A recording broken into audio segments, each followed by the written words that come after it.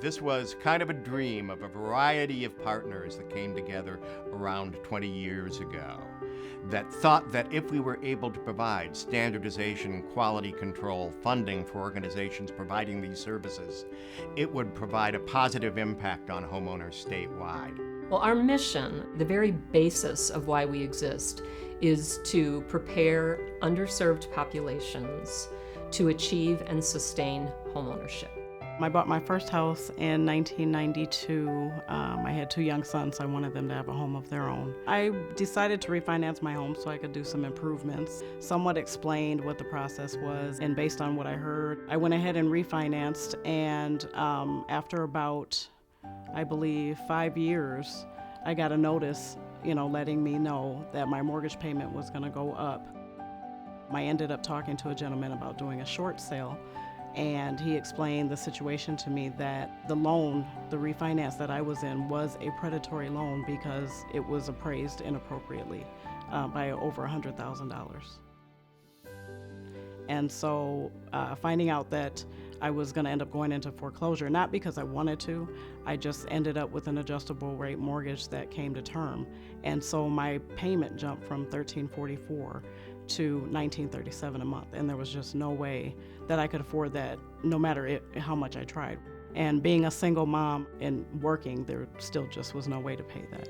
I firmly believe that if most of the consumers had received homebuyer education before they made a borrowing decision or before a lender offered a lending decision, if they had had homebuyer education and access to objective advice from a trusted advisor in our network, that a lot more people would still be in their homes today and would not be facing the financial and housing crises that they are.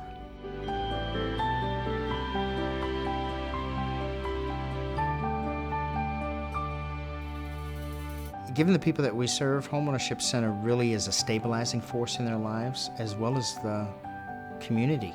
With the ownership of homes, people put down roots. They become committed to the community that they live in. They become involved in their schools. A home means having a stable place to live for you and your children, not having to move consistently, being able to keep friends, to stay in the same neighborhood, to know your neighborhood, to pass it on to future generations, and to just know that it's an accomplishment that you've done on your own, and it's a major accomplishment. It's one of the biggest things you'll ever do. Our services can help them understand how to determine whether they really truly are ready. Is this an emotional decision? Is this a pragmatic decision? How can we make the decision be both? I did let the boys know we had to move. I didn't tell them necessarily about the foreclosure. I just let them know that, I would be losing the home, and so we would need to move and pretty much start over. They didn't quite understand it, but for me it was scary, and it was a heartache because I wanted to, stay there and be able to pass something down to them. We were living on the east side of St. Paul. It was 4 of us at first, and then it was okay for a 2-bedroom apartment, but it was just that kind of neighborhood to where you don't see your children outside to play on the front yard or in the front porch because you don't know what's going to happen. So they were confined to the 2-bedroom apartment and our weekly outings, and that was pretty much it. And it was just, we had to get out of there. Well, when Felicia came to us, she had some very serious credit issues. It was scary because I didn't know where to start, what I needed to do for my credit, or, to get money saved up and all that stuff. So Osborne was definitely that little angel sitting there on my shoulder because I had some rough times. And when I would get really frustrated and feel like I wanted to give up, I would call him. I was just like, Osborne, now it's something else. And he's just like, well, this is something else. We're going to get through it, but just don't freak out and don't give up. It completely changed her life. She was able to put down roots and provide a home and security for her kids. I really didn't think it was gonna be helpful, honestly. I thought it was just gonna be one of those things to where you just have this person that never answers your calls and never emails you back.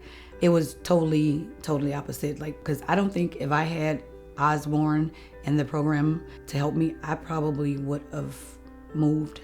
After it was finished, she was able to qualify for a home, and believe you me, she was very happy. When I do decide to retire, I have my home. I plan to stay here for the next 30 years. I think the work that we do can't get done without partnerships with our industry professionals, our nonprofit counseling agencies. Everybody has to be at the table to make this work happen. If you're interested in homeownership and you're interested in assuring that homeownership continues to add to Minnesota's quality of life, you're interested in supporting the Homeownership Center because they have such a big role to play. The personal reward of helping somebody buy a home who may not have been able to do so is very rewarding. To know that you're going to have an impact on someone's life immediately and into the future and into a second or even a third generation. It's just sheer joy, happiness to know that it's yours. I could look at the mortgage and see, just my name, this is mine, I did this. And no matter the obstacles that I faced, even as a teenage mother, this is something, one of my greatest accomplishments.